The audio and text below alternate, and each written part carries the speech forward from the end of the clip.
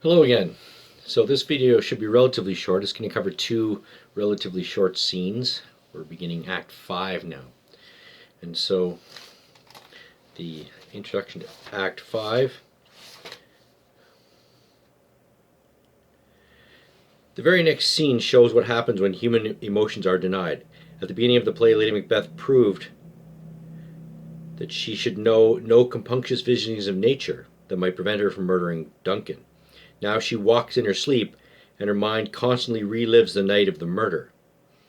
On that night, she declared confidently that a little water clears us of this deed.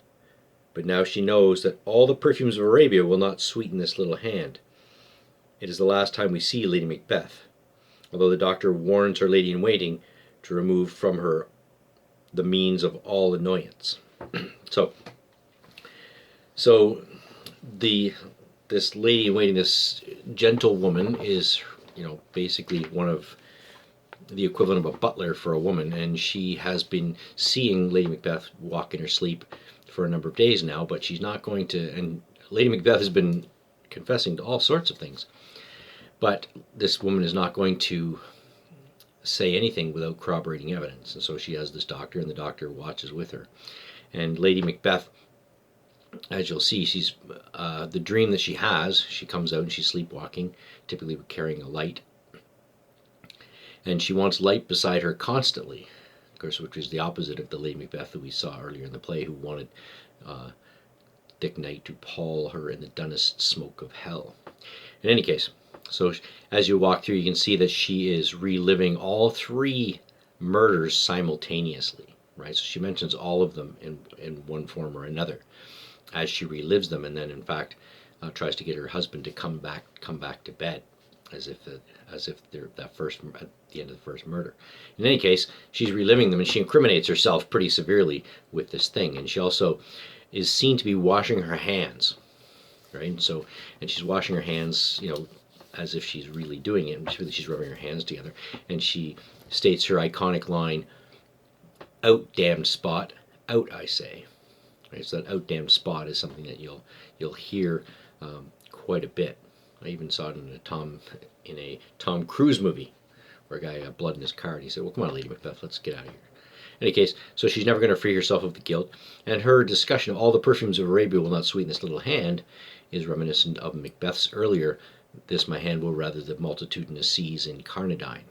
Right? It's the same sort of hyperbole that he used in I guess it would be Act 2. So, in a sense, she is losing it as Macbeth is becoming more, I think, immune to the effects of his own violence. So, and she can't sleep, and this is happening a lot. So, in fact, when Macbeth says, "Glamis hath murdered sleep, therefore Connor shall sleep no more," it's her sleep that he's murdered. So this scene is really an earlier scene with Macbeth. They have become each other, right? She projected herself as being a really hard-nosed, murderous type, and she has broken down.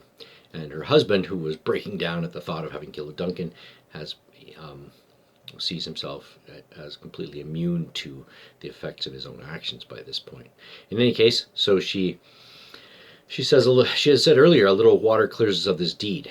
And those words were reminiscent of Pontius Pilate from the New Testament, when he washes his hands of the death of Jesus. And he never freed himself of the blame for that, since he's still mentioned when people talk about the death of Jesus as Pontius Pilate as being responsible. In the same way, the Elizabethan audience would have known that she wasn't going to evade responsibility for this thing, but she is really completely. And she said earlier too that if we think too much on this, we will go mad. Well, here we are. In case the scene ends, the doctor and the gentlewoman aren't really in a position to do anything about what they see, other than simply to note it. And the doctor says, "Unnatural deeds breed unnatural troubles." Right? So what they've clearly done, has led her to this state. So we go on to the next scene. The next scene is an interesting scene because all of the nobles that once followed Macbeth are all leaving him. They've seen what kind of king he is, and they hear they hear, by the way, that Malcolm is returning with an army of 10,000 men with Macduff, and they all abandon Macbeth en masse. And they meet together, and they discuss the situation, and they describe Macbeth. So, from now until the end of the play, action moves between the two armies. Malcolm's soldiers steadily drawing closer to Dunsinane, and Macbeth's forces besieged near the castle. Caithness and Angus discuss the strength of the enemy, and Angus offers a shrewd comment on Macbeth. Now does he feel his title hang loose about him like a giant's robe upon a dwarfish thief. Now, we've mentioned in earlier videos that this idea of clothing as titles or your position in your position being represented by robes, well, this is a giant's robe upon a dwarfish thief. So Macbeth is the dwarfish thief who is completely unable to wear the giant's robes, which would be the position of king under Duncan would be a great responsibility, and those shoes he clearly does not fit. In this case, those clothes clearly don't suit him.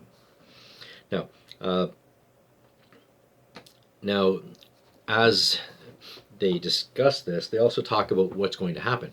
Well, so Macbeth has fortified Dunsinane, one of his castles, which we've noticed also is one that's mentioned in the prophecy, that Macbeth shall never vanquished be till great Birnam wood, till high Dunsinane hill shall come against him. Now, of all the castles he could possibly fortify for this battle, he chooses Dunsinane without sort of reflecting on, the fact that it's in a prophecy. And then these armies decide they're going to meet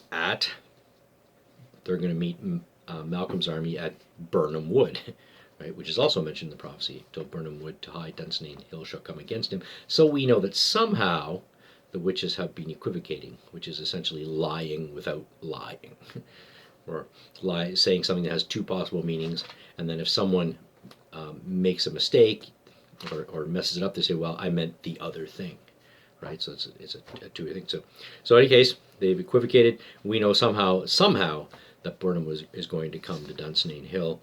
We just don't know how yet. And then the scene ends.